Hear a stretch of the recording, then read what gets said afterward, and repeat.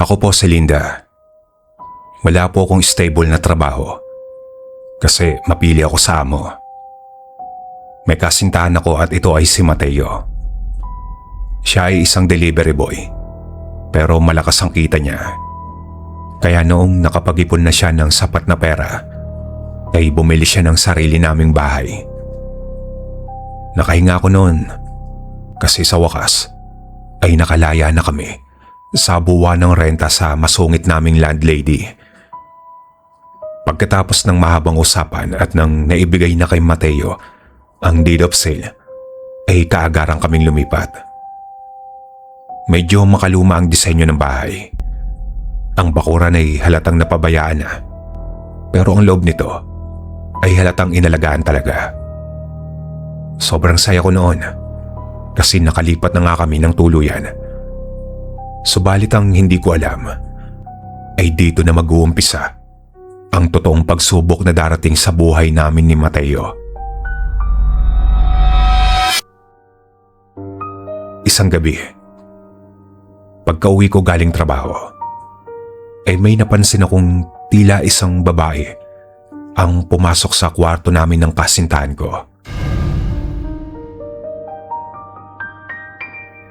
Kaagad na umira lang selos ko. Kaya nang gagalaiti akong sumugod. Tapos binuksan ko ang pinto.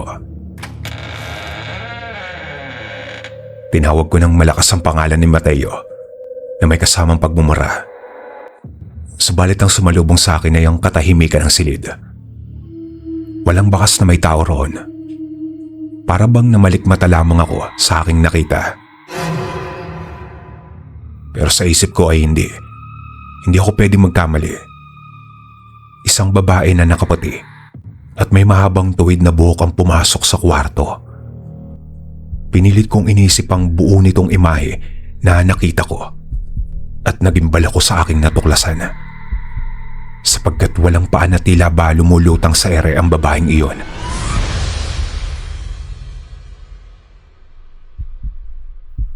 Nakaramdam ako ng takot.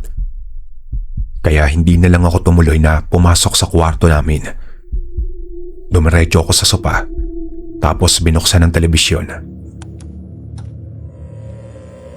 Subalit mas lalo kong pinanindigan ng balahibo dahil ang nabungarang kong palabas sa TV ay isang horror story na tungkol sa isang haunted house. Kung ano-ano na lamang ang naglaro sa aking isipan ng gabing iyon. Kesyo kaya pala mura ang pagbenta sa bahay kahit may kalakihan kasi may nakatirang mga kakaibang nilalang na lumalabas pagsapit ng gabi gaya ng kwento sa pinapanood ko. Halos hindi ko na nga lingunin ang biglaang pagpihit ng saradura ng pinto ng bahay na dahang-dahang nagbukas na may langit-ngit.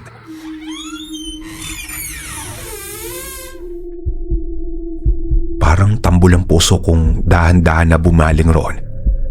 At nang makita ko ang isang kamay, ay doon na ako napasigaw. Humupa lamang ang tensyon ng mapagsino ko ang may-ari ng kamay nang magsalita ito. Si Mateo, dumating na pala mula sa trabaho.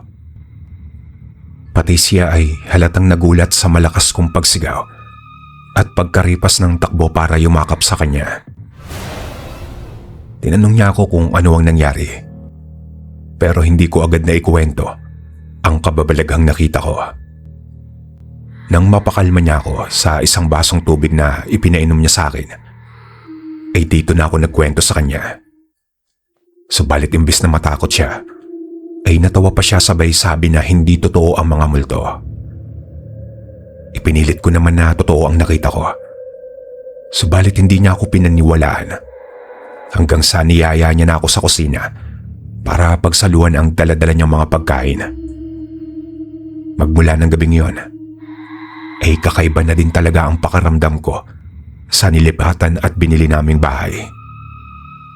Pakiwari ko ay tila babawat na nasa loob kami ay may mga matang nakamasid lamang sa amin at nakabantay. May gabi din na habang natutulog kami ay may parang mahinang boses ang bumubulong sa aking isipan at palagi kong naririnig na salita ay ang mag-ingat. Nang hindi ko na matiis ay dumilat na ako sa aking mga mata. Pagdilat ko ay muling nakakagimbal ang una kong nabungaran. Mukha ng isang babaeng maputla ang kutis. Walang emosyon ang muka at may mga matang patay na akong tumitig. Dahan-dahan din itong lumuha ng dugo bago ko muling narinig ang mga salitang, "Tulungan mo, oh." Natagpuan ko na lamang ang aking sarili na niyuyugyug ako ni Mateo para gisingin. Pawisan at takot na takot akong napayakap sa kanya habang humahagulgol. Nakahinga ako ng maluwag nang sabihin niyang panaginip lamang ang lahat. Para kasing totoo ang pangyayaring iyon. Kasi ramdam ko sa diwa ang presensya ng babae na tila may gustong ipahiwatig. Sa mga sumunod na araw, ay wala na akong naramdamang kakaiba sa loob ng bahay. Simula nang sabihin namin ito sa matandang lalaking nagbenta kay Mateo. Kaagad itong gumawa ng padasal para daw itaboy ang masamang espiritong gumagambala sa aming magkasintahan kung sakaling meron man. Ngunit panandalian lang pala iyon. Pagkalipas ng 1 linggo, simula nang maganap ang padasal, ay mas naging mabigat na ang aura sa bahay. Nagkataon pa na wala akong trabahong mapasukan noon, kaya naging tagabahay lamang ako. Pinagsilbihan ko si Mateo ng maayos at para hindi siya mag-alala kapag umaalis siya papuntang trabaho, ay hindi ko na lamang sinasabi ang mga nararamdaman ko sa bahay na kakaiba kapag mag-isa na lamang akong naiiwan. Sa umaga ay parang may nakabantay palagi sa akin na hindi ko mawari kung anong klaseng nilalang. At sa gabi naman ay puro paramdam at kakaibang samyo ng hangin ang nagbibigay ng kilabot sa aking buong pagkatao. Isang gabi noon, 9:00 na, pero hindi pa rin nakakauwi si Mateo galing trabaho. Kadalasan na kapag ginagabi siya, ay nagchat-chat naman siya sa akin. Panibisita ko sa cellphone ko, pero wala siyang mensahe hanggang sa mapansin ko na wala palang signal. Makaraan pa ang ilang minuto, ay biglang nawalan ng kuryente. Mas lalo akong binalutan ng takot dahil sa senaryong ganoon at tanging kandila at ilang ilaw ng aking cellphone ang naging tanglaw ko sa loob ng bahay. Nangangatog na napasalampak ako sa sopa at pinapakiramdaman ng paligid at halos hindi na ako kumarap sa kakabantay sa aking kapaligiran. Sarado naman ang mga bintana at pintuan, pero may hangin pa rin na nakakapasok na tila sinasadyang dumampi sa aking balat.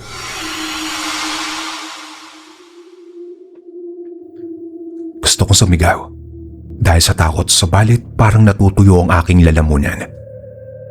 Nagulat pa ako nang mapasadahan ko ng ilaw ang imahe ng isang babae na nakaputi at nakalugay ang buhok. Hindi ako maaari magkamali. Ang babaeng iyon ang madalas na magparamdam sa akin sa panaginip at nagpapakita.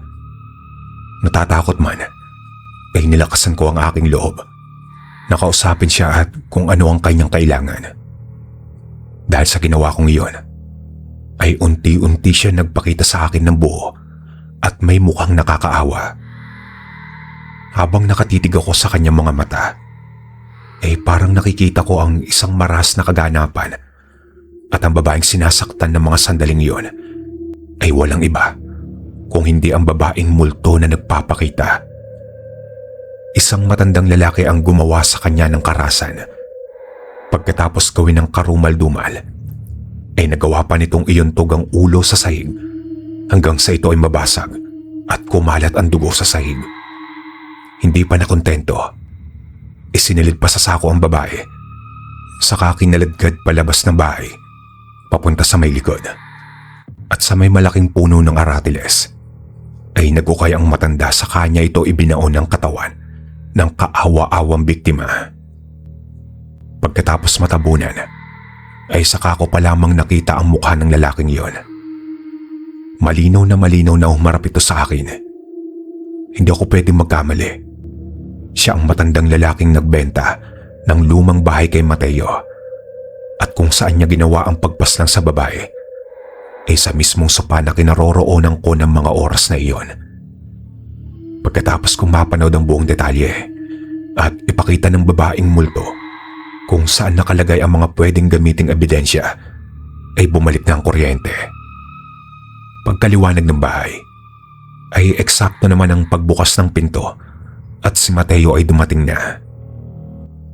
Sinabi niya sa akin ang dahilan kaya siya ginabi ng uwi at pagkatapos niya magpaliwanag, ay sinabi ko naman sa kanya ang natuklasan kong krimen sa tulong ng babaeng nagpaparamdam na hindi pa natatahimik ang kaluluwa dahil wala pa siyang nakakamit na hostisya.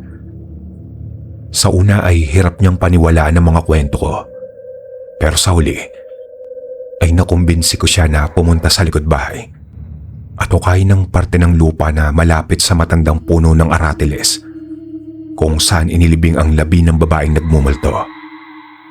Sa awa ng Diyos, ay nandun ang isang pala at piko na ginamit sa paghukay ng matandang lalaki.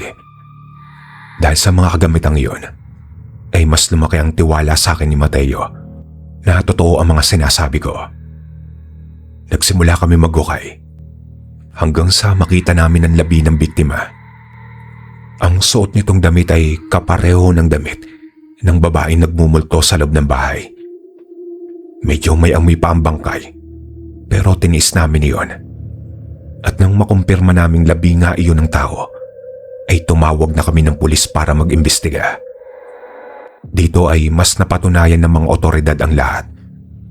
Lahat din ng ebidensya nagsasabi na ang matandang lalaki ang may gawa ng lahat, gaya ng naiwan niyang panyo na nasama sa nailibing at may borda ng kanyang pangalan.